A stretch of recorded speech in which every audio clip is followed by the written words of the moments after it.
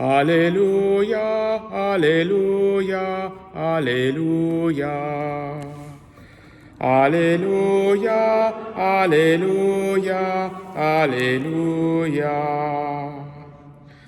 Dans le Christ, Dieu réconciliait le monde avec lui. Il a mis dans notre bouche la parole de la réconciliation. Alléluia, Alléluia, Alléluia. Le Seigneur soit avec vous.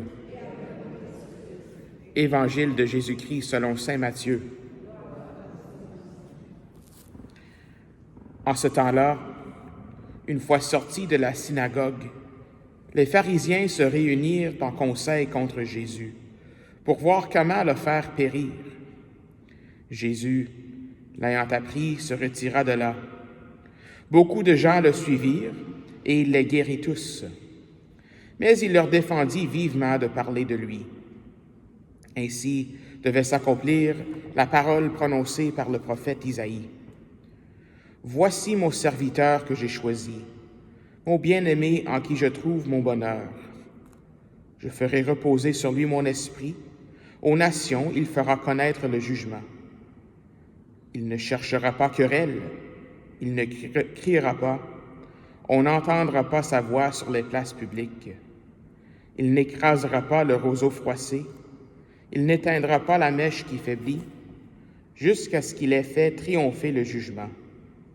Les nations mettront en son nom leur espérance. » Acclamons la parole de Dieu.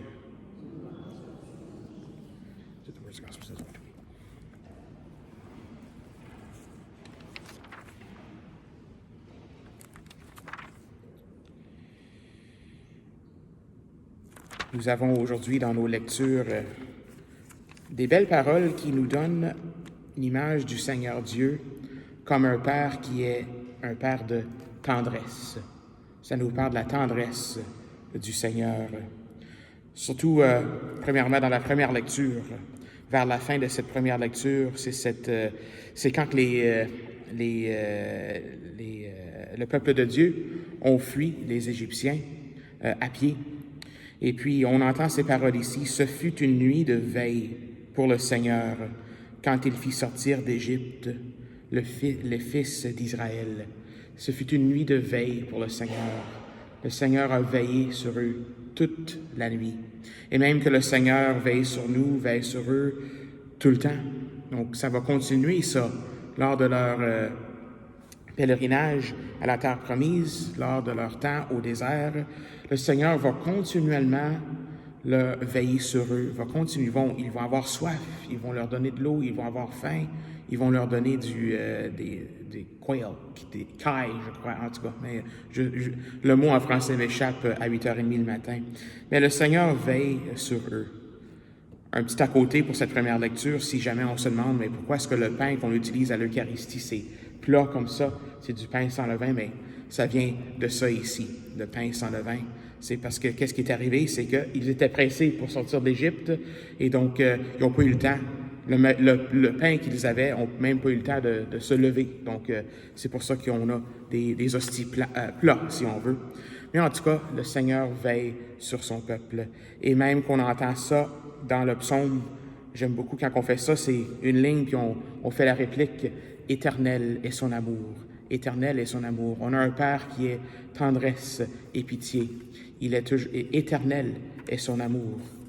Et là, nous avons le choisi du Père, ce servant dont on entend dans l'Évangile d'aujourd'hui, ce servant, donc qui dit ici, il ne cherchera pas querelle, il ne criera pas, on n'entendra pas sa voix sur les places publiques.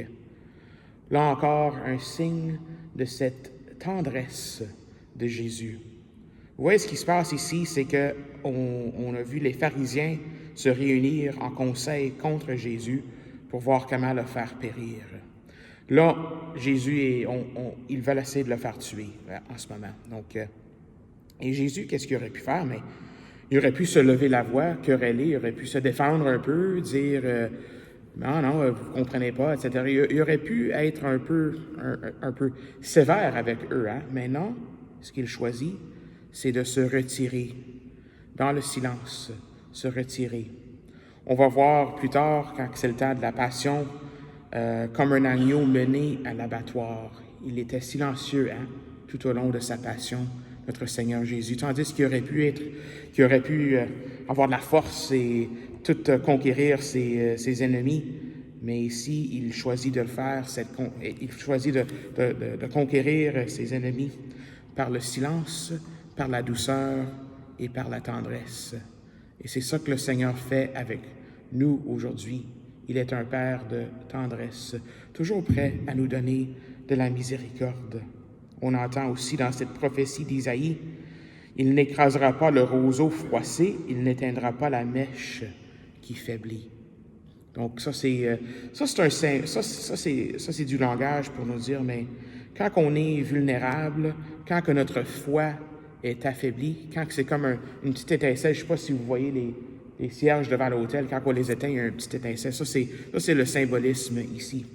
C'est que d'habitude, on serait tenté, mais c'est un petit étincelle, je vais l'éteindre. Donc, je vais faire ça, puis je vais l'éteindre, c'est fini.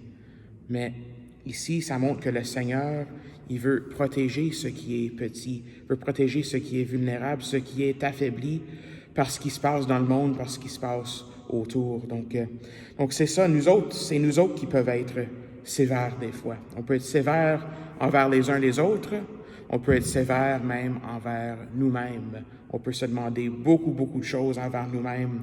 Tandis que le Seigneur, lui, il est tendresse. Tendresse et pitié. Le pape François, lui, il disait qu'il nous faut, je crois, ce qu'on appelle une révolution de tendresse. Une révolution à la tendresse. On vit dans un monde qui glorifie un peu être macho, qui glorifie la force, qui glorifie être je m'excuse pour mon anglais, mais un tough guy, si vous voulez. Donc, qui glorifie ça. Mais le pape François parlait souvent d'une révolution de tendresse. Si on peut être tendre et doux envers les uns les autres, même quand on se fait contrarier, si on peut rester dans la douceur comme le Christ, ça peut vraiment changer le monde, ça peut vraiment amener les gens vers le Christ. Alors avec Marie, qui est notre mère, qui est toute douce aussi, sommes-nous prêts pour la révolution à la tendresse?